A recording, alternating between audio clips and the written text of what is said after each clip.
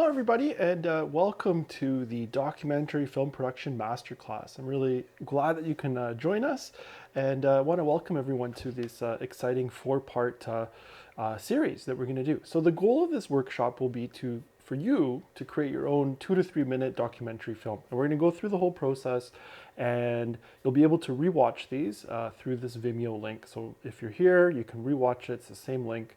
We're really excited to be able to do that.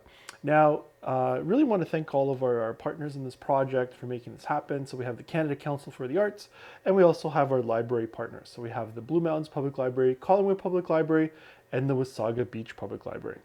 So, through these partners, you can access equipment. So all the partners have different pieces of equipment.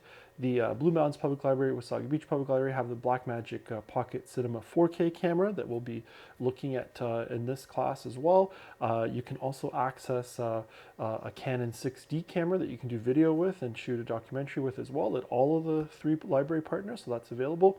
And if you have your own device, you can definitely go out and shoot a documentary, film a documentary, and create a documentary with your own iPhone or iPad or tablet or smartphone. So all of these options are available. The key here is for you to go and create this documentary. Tell a story, share a story, and we're going to look at what that means and as we go through this. So that's really the exciting part, is what is a documentary?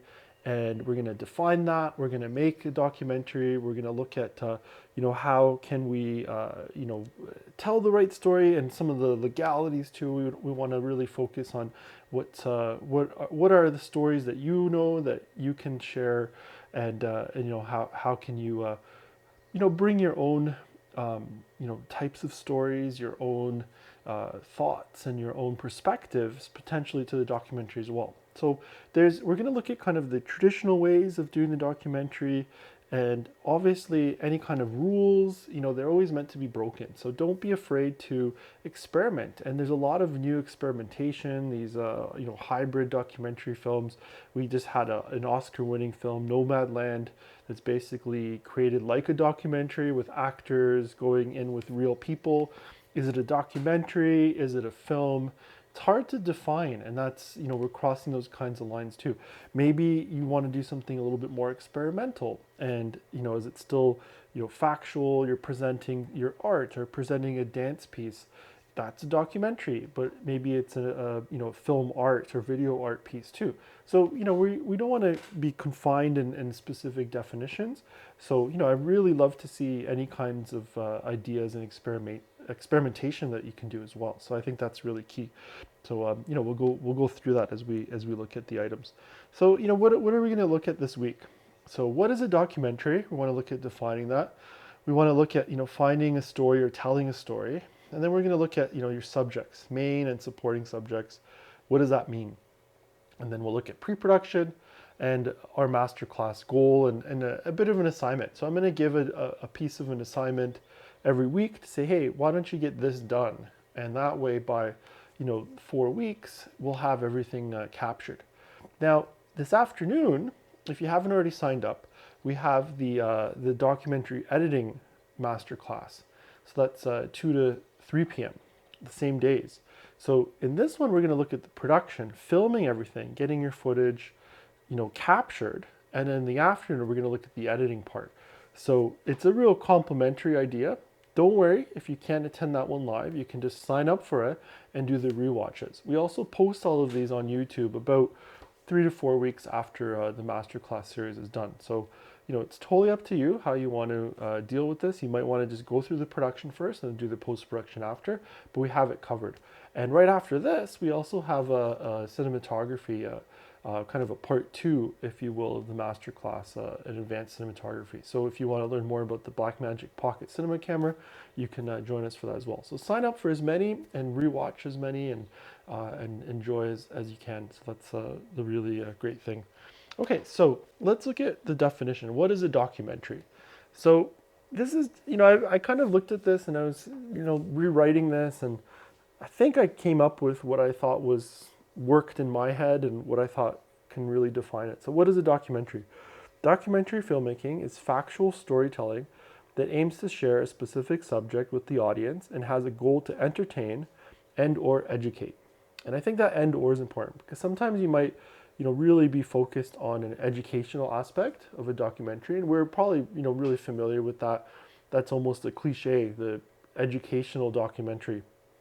But also we have the idea of entertaining. So like I said before, something like a Nomadland, that's becomes an entertaining film. It's that hybrid model. We're not sure, is it a documentary? Is it not? Right? I'd love to. You can, send me comments on that as well. And and that's really, we want to keep the discussion going. So if you have throughout this masterclass, if you have any questions, I'm just going to put my email up. You can email me, tom@tbmcs.ca. That's my email directly. So you can just email me, send me ideas, questions, thoughts on these definitions too. We can keep this discussion going. So that's the idea. So if it's a specific subject and factual storytelling. So I guess that's what we're really trying to define, is it's factual versus fictional. So the fictional is you're making it up, you have actors and so on. So with a documentary, you're looking at, interviewing real people or involving real people. You're looking at using items factual. So, fact-based or real life-based and that kind of idea. So then there's also the question when you get into factual television, factual series that are documentary-like, but they're also scripted. So is that factual? Is it fictional? That is, again, a bit of a hybrid. Is it, how factual is it if you're writing it or rewriting it or adding voiceover and things like that? So we're always on this line of what is truly factual, what's truly fictional.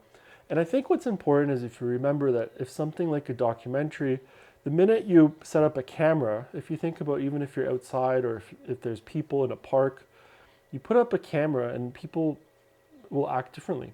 So whether they're animals, humans, we all will act differently when there's a camera present. So some of us may avoid it, some of us may go towards it to find out more. What is this camera? Just like animals, they'll be curious. Why is this camera here?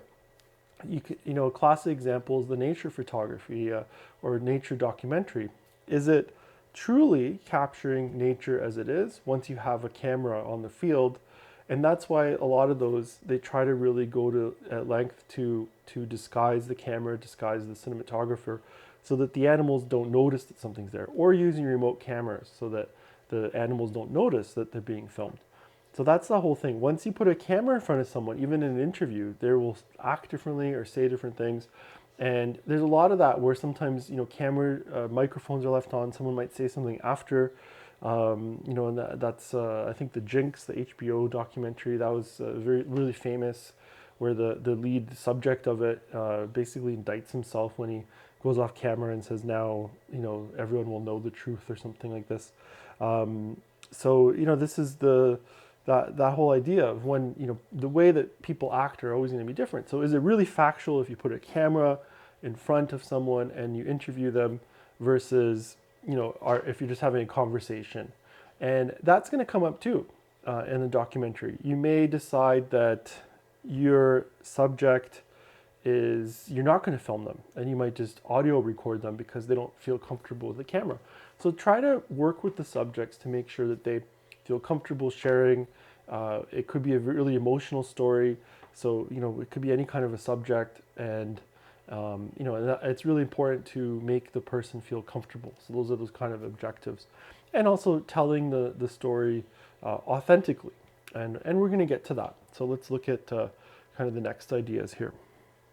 So that's the documentary. What is a documentary? Again, up to debate. I'm not saying this is exactly the definition, but this is kind of the general idea. And then there's probably, we can make 100 variations on this.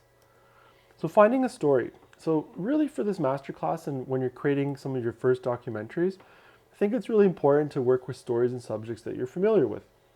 And, if you're telling your own story or a family story or a familiar story, you're going to end up with a very honest film, and also you will have all the elements that you need to tell the story, and that includes story rights.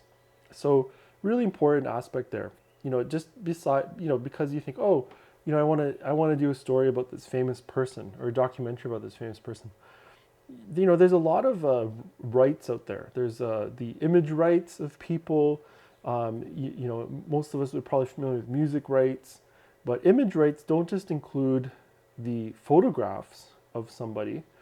but it could also include the person in the photograph. So some celebrities in their states, you need to have rights to that person's likeness, and it gets really complicated.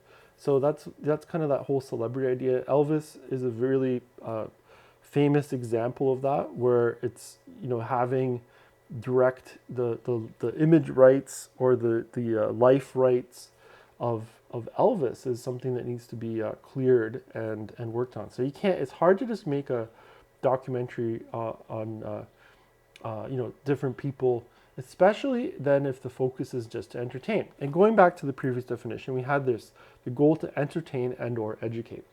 Once you get into an educational aspect, we get into something called fair use. And fair use is a really important legal aspect. It's essentially saying that, you know, you have the fair use to use someone's image and likeness if you're, you know, if you're telling an educational aspect, or if it's important to the hypothesis.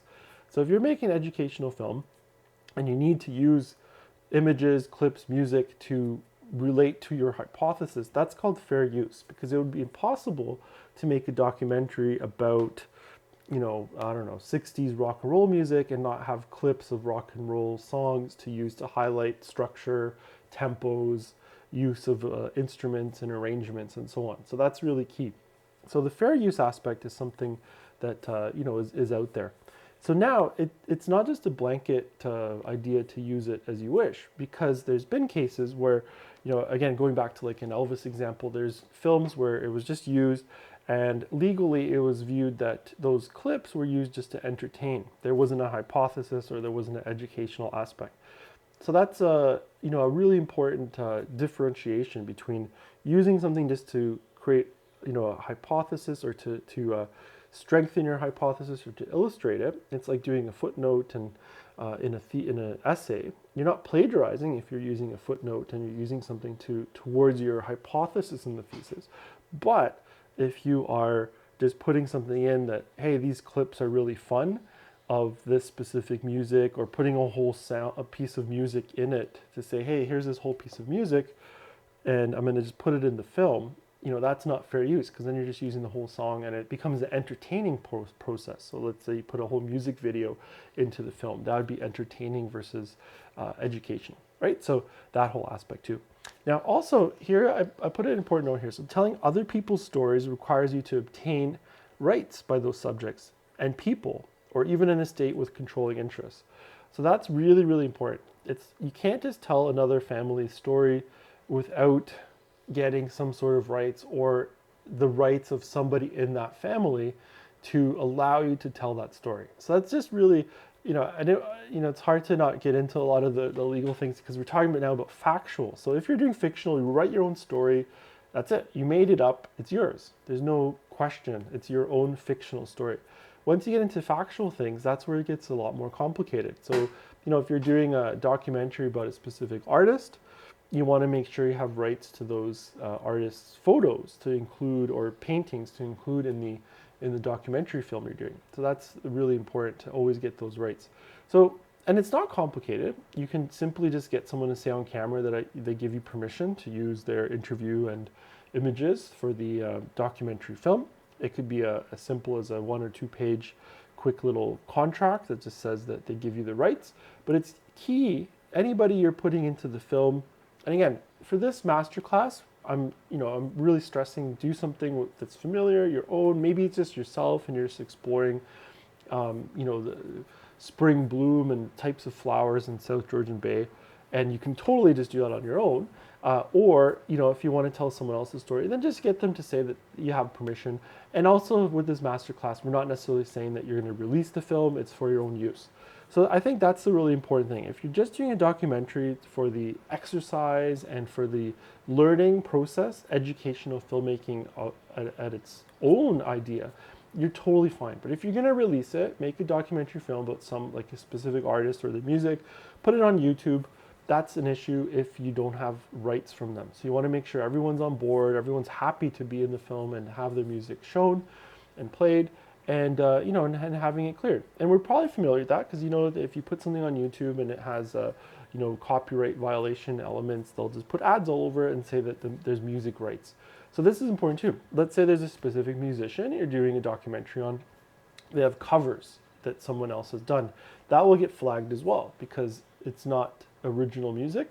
But if they're doing their own original music, you simply need to just work with the artist. Same with paintings. If someone was doing, Monet reproductions, it's their own take on it, but it could get into a thing of like someone could be like, wait, that looks like an original, right? So you just want to always make sure you have documentation or on camera statements discussing that. So again, just be really respectful and cautious in terms of that. Then the other aspect too is we want to always talk about the authentic voice.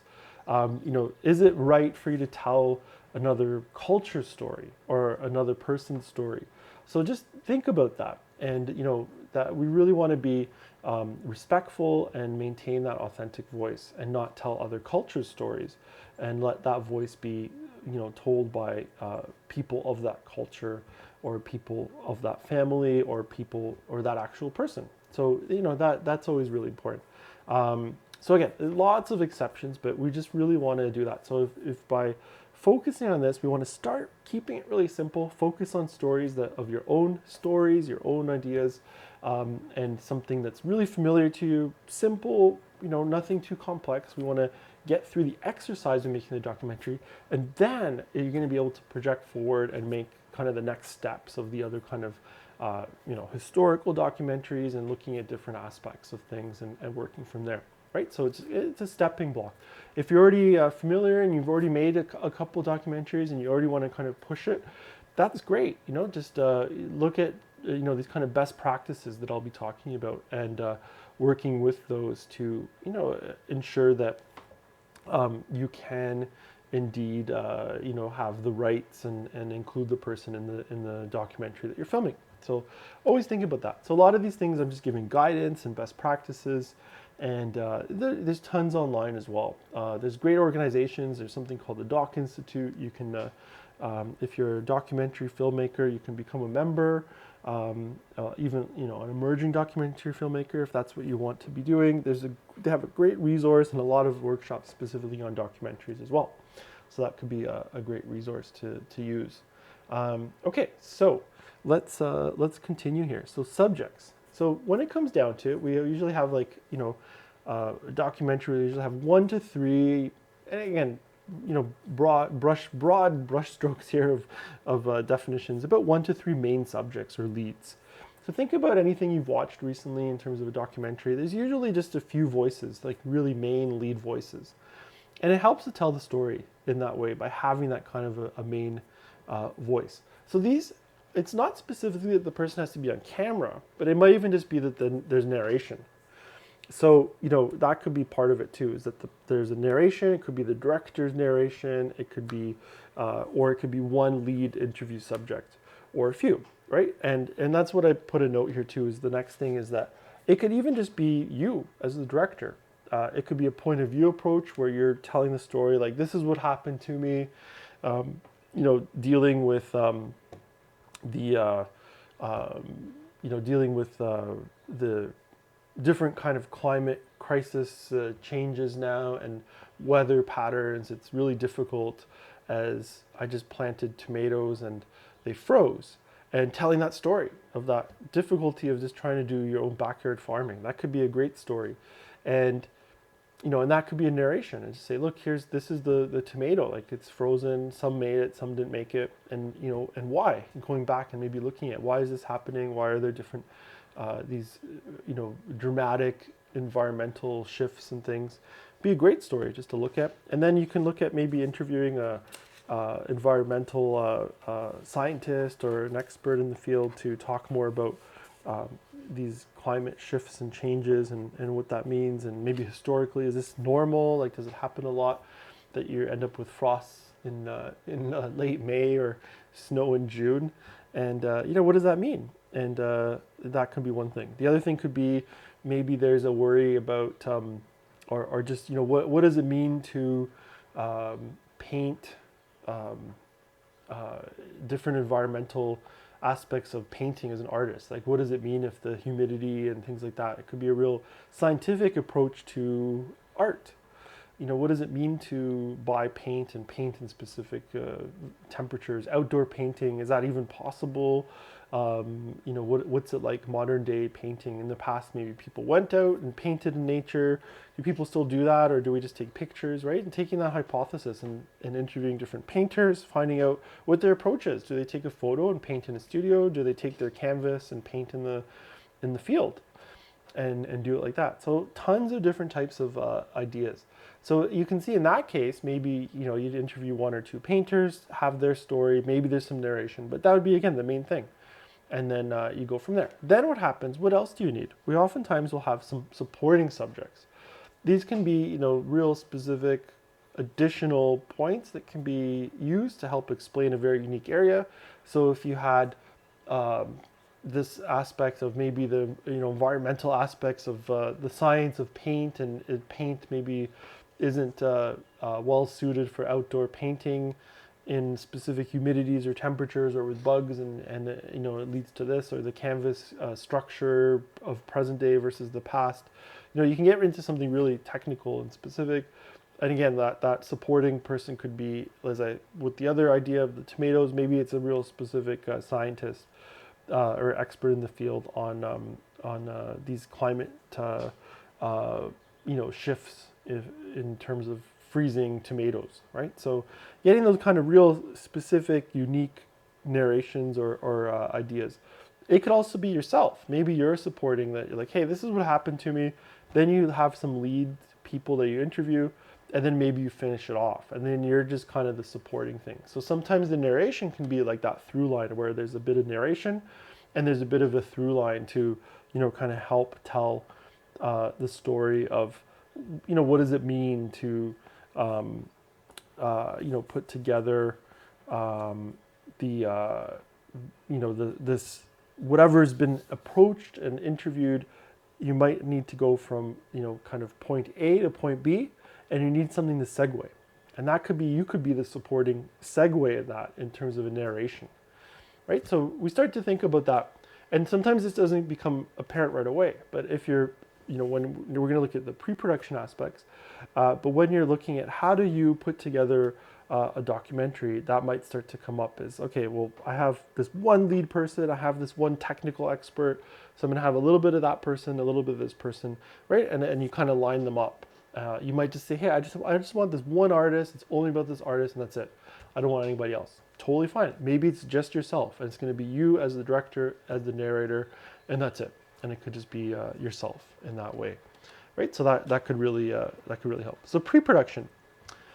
So this is kind of the next thing. So you start to look at what is your documentary going to be about. So you should start with some sort of a short outline or treatment. It will be called in paragraph form, and you just want to showcase what the film will be about and who will be featured in the film. So do you have some main subjects? Do you have some of the supporting subjects? And just kind of what the hypothesis is. And this is the great thing is, because think of your film, the documentary film is more of the essay.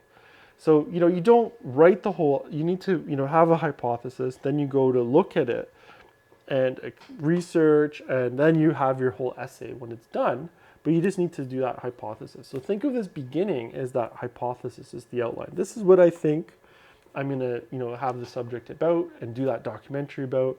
This is maybe the style I'm going to approach. And again, like I said, there's the traditional, it could just be narration. You might have the interview, just interviews only. It might just be you as a director, like a Michael Moore type thing where you're on camera, you're talking, you're taking people through it. Or it might be something like a Nomadland where maybe you have an actor that goes to talk to people and you're directing the actor to be a nomad who's traveling across the province to learn more about people. So lots of different aspects in how you're going to do it. So that's that. So get that short treatment done, and then what else is after that? So once you kind of know who you should be in your film, you might not even know the exact people who you will approach, but then the next thing you want to do is secure your subjects and figure out, okay, when can they be interviewed? And then also the areas where you need to film them. So currently, think about, can you film things outdoors? Can you in well-ventilated spaces? and what kind of protocols you need to do. So keep it safe, and if you can just work with your own family members, or if you and otherwise definitely maintain social distancing, and maintain your own PPE, and you can be far enough away that there would not be any kind of aspect of that. So we'll look at that filming too, where you can be many meters away. You can be 5-6 meters away from the subject, and and staying outdoors. And I'd really recommend just filming outdoors if you can, or under some cover like a carport or a roof or something, or using even a tent canopy, anything like that. So think about the areas where you could film in a more open space with good ventilation. And then next thing, you need to book out equipment or prepare your own equipment. And we'll look at that as well. And book and schedule additional crew. Do you need someone to help you record sound? And we're going to go through these technical things as well. So I just wanted to this is the pre-production aspect of what do you need to do to do that, the pre-production of your film, book and schedule equipment, and how does that work. Now in terms of equipment, let me just go over here. So I'll just show you the actual, the website, tvmcs.ca. Is our website. You can also access it at thecreatorspace.com. So on the actual website, you'll find something like this. And I'm just going to scroll down here. So, different registration, computers, tutorials, and here's the online proficiency test. So if you want to take the Blackmagic Pocket, the Blackmagic 4K cinema camera, you simply click on here. It's going to open up this test, and then you can just do the test. We get it, and then we add you to the approved list. Some of you may already be approved, so don't worry about this. You're already approved. You're already on the list. But if you want to access through the Blue Mountains Public Library or Wasaga Beach Public Library, that equipment would be required, this proficiency test. Then also, if you want to do the 6D camera, it will be available in the Collingwood Library. We just did deliveries, so that's coming up shortly. But same thing, you just do this proficiency test, and they're really simple. We include videos that you can watch, instructional videos. You watch those, and then you go through questions, and just to make sure that you're familiar. And really, if you have any questions, you just email me, and I can help with any technical questions on the camera if anything is confusing. Sound recording kit, so those are the 3 kits. Then lighting and other materials you can already do. And then you just go to the equipment. So right now you have the Blue Mountains Public Library, the available equipment here, and then the Wasaga Beach Public Library is available through their website as well. So we're going to be doing some updates here to link directly to the libraries in the next coming weeks as everything comes online for access. So that's where you would start for getting the equipment. And then you just go through the library. So you just need to have a library card. You need to be a member of one of the libraries or be able to get a library card. So if you're in like Grey County, you can get a Blue Mountains Public Library card. You can also purchase library card memberships, for example, from the Blue Mountains Public Library. Become a member, purchase an annual family plan, and then you can access the equipment right from that library too. So it's really that simple. And you take it out just like a book. It's 1 week rentals, and then you can film. And we'll go through that through the equipment and what it means to film. So what I'm going to do now is I'm just going to show a short. Yeah, it's just 6 minutes long. So I'm just going to show this short documentary that we did for the Blue Mountain Foundation for the Arts, and some artist profile. And I think it's a good sample of what could be done, and it was shot with the similar equipment. So the Blackmagic, there's a 6K camera, so that's what we have in our studio. So we shot with that, but pretty similar in terms of what you're doing, but different angles. And I just thought it's a good way to kind of showcase what can be done for a documentary.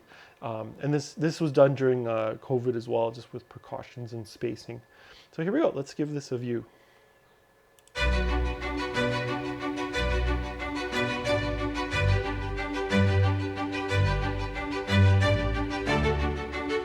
The BMFA began with a group of people who wanted to bring culture to the area. So it was more about culture as opposed to visual arts. It started in 1975, and I've been involved right from the beginning in different ways, and it grew like crazy. In 1975 it just took off. We had some great people like Barb Wider and Sheila Metris and other shakers and movers.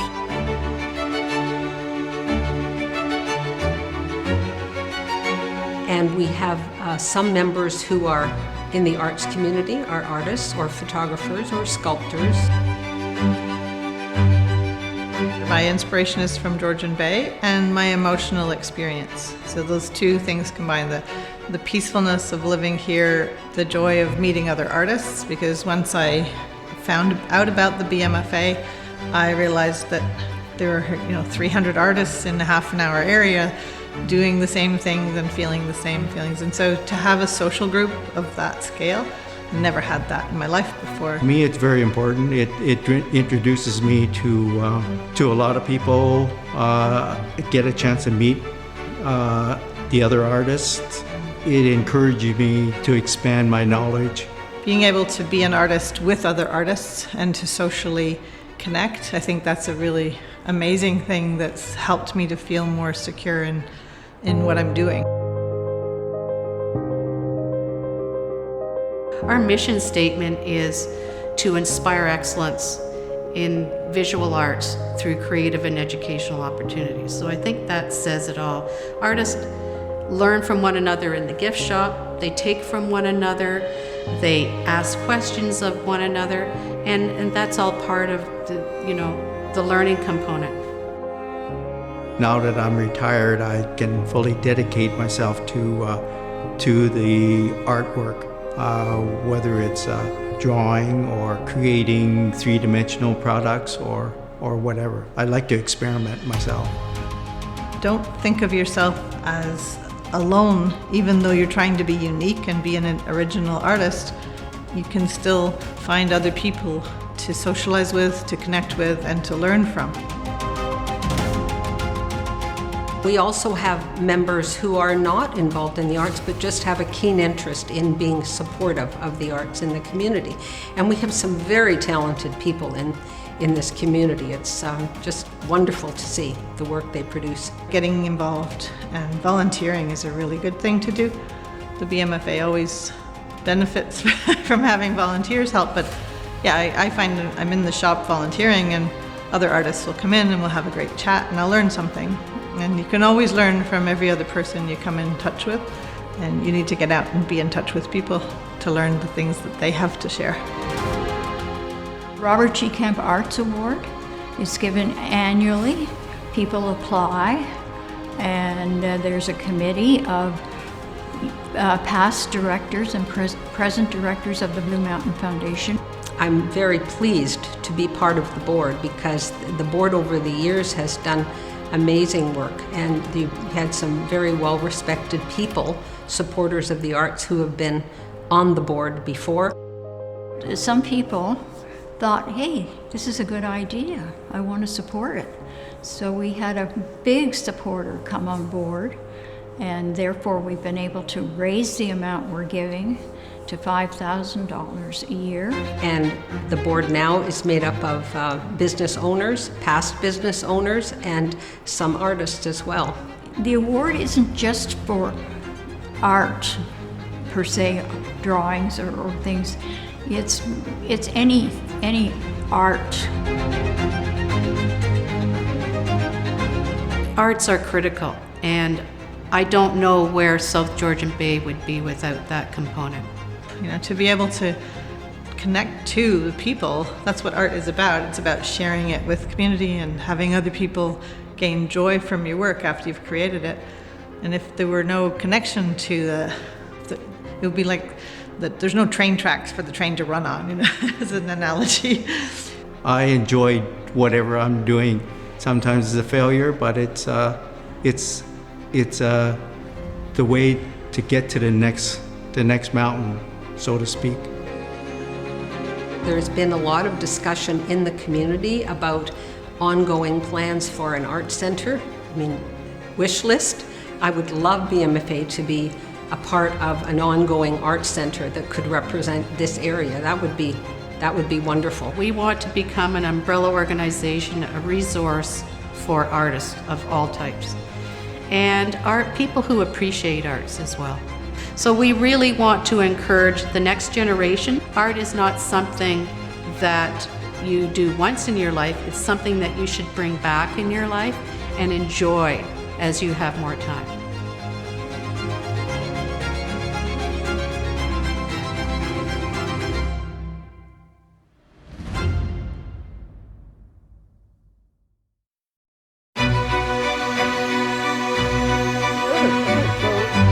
Yeah, so that's the documentary, and you can see like right away when you break it down, what are the elements that we're seeing, right? So we have the interviews, we have logos, and because it is an artist profile or artist organization profile, we start to see those elements. So if you break it down, you go, okay, this is what could be done. So the proposal here, the outline would be to tell the story of what is the Blue Mountain Foundation for the Arts, using the voice of the manager, representatives, and artist members. So then you start to say, okay, well, I need to have certain interviews, so I'm going to have like a few leads. And this way you can see there's, the artists are, carrying it through. We use the manager kind of as the lead through line to tell us the story, and so the real ensemble piece. So it might be a little bit of an exception. You can see right away quickly how what I even broke down in terms of rules, the main people. There could be many to tell the story, and it was really important to have that voice of many in this. Keeping it authentic. So using the artists, members, people who are part of this foundation to tell the story about the foundation, not having, having the actual artists that are working with the BMFA, showcasing their art through their BMFA to be part of it and to be interviewed and to tell that story. So that keeps it authentic. So it's the artist telling the story of the BMFA. It's the manager inputting, it's a founding member. So really getting all the right people involved to tell that story. It wouldn't be the same if it was just, I don't know, like a board member only saying, okay, this is what it's like, unless again, if the board member was one of the artists and so on. So you really want to, how do you keep it authentic? Not saying to exclude the board member, but that would be maybe someone that would become a supporting role, or, someone on the, like a fundraising committee or someone, kind of supporting characters. But you really want to keep the leads as the artist. Then we get into the idea of the interviews. There are two different angles. So that way there could be kind of the main angle and there's like a side angle from the side, right? So you can start to look at the style, right? And this is important, is to start, as you go to venture out to make your documentary films, you're going to want to also look at other documentaries that you enjoy watching.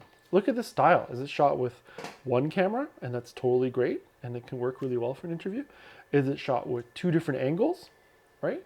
And so even if, let's say you took out a camera from the library, and you can also take out the Canon 6D. Then you have two cameras, so you can do two angles. You can also do another angle with an iPad or an iPhone to get some inserts of the angles.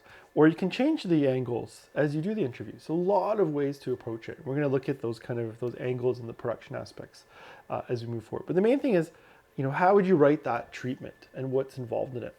So a profile about the BMFA told through artists and the manager.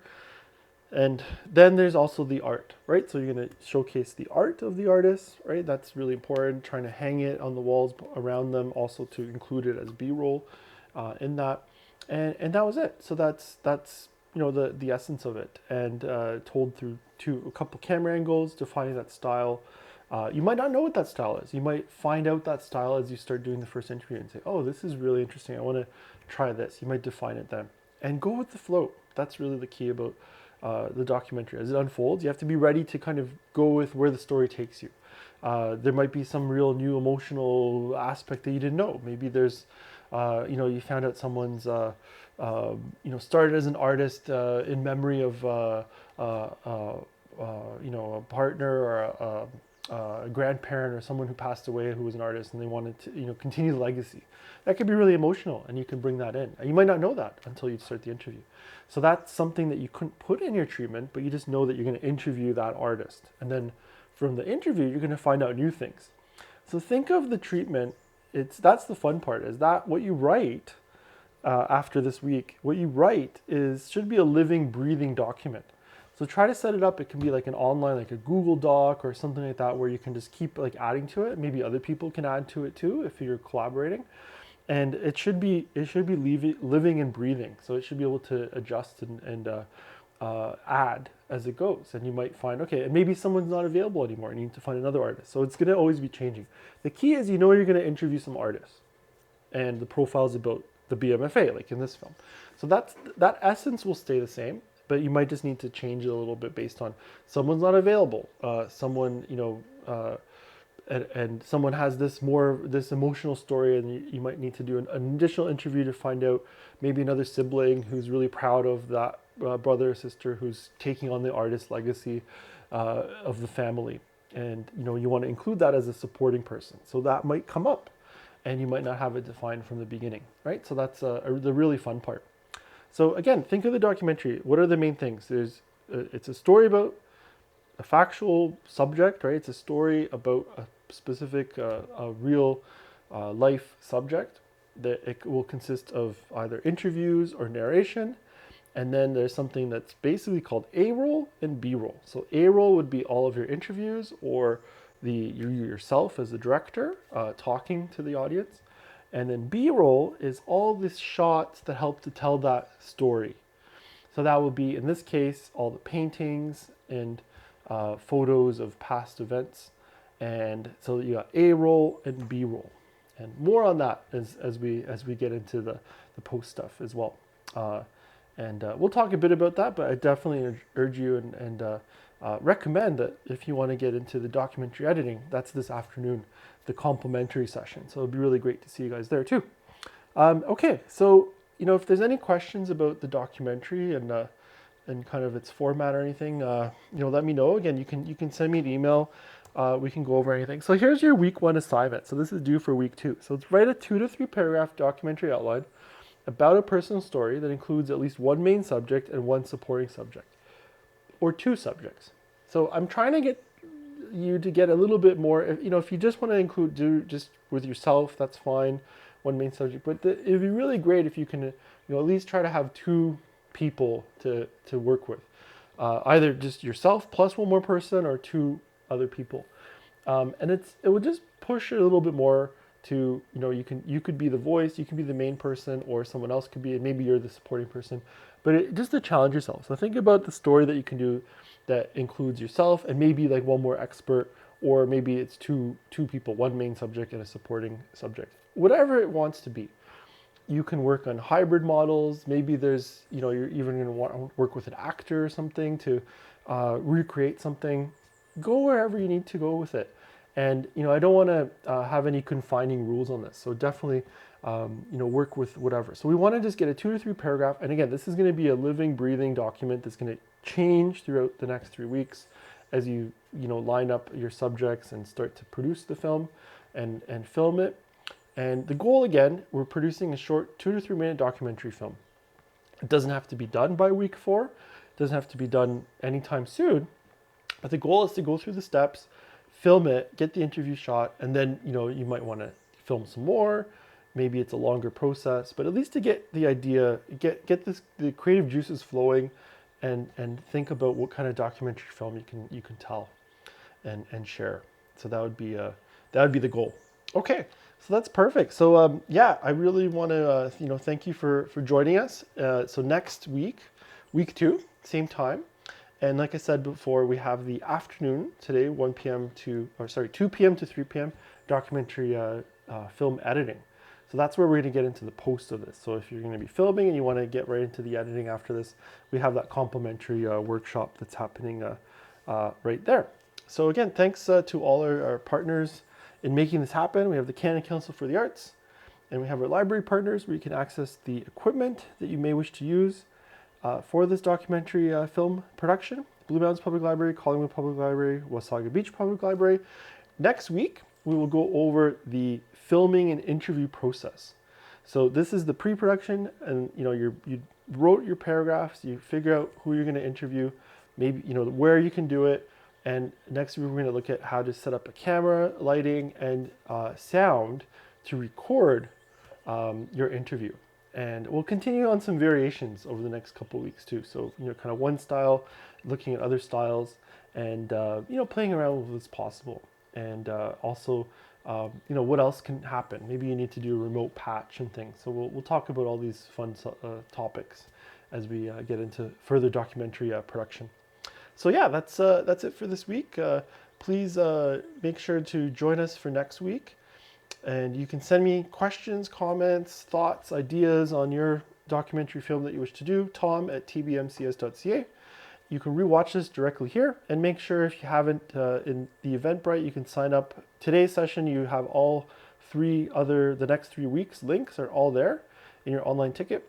If you want reminders, make sure to sign up and get a ticket for each week so that it goes into your calendar directly if you would like those auto reminders about the sessions. But yeah, I will see you guys next Thursday, 10 a.m. for week 2 of documentary.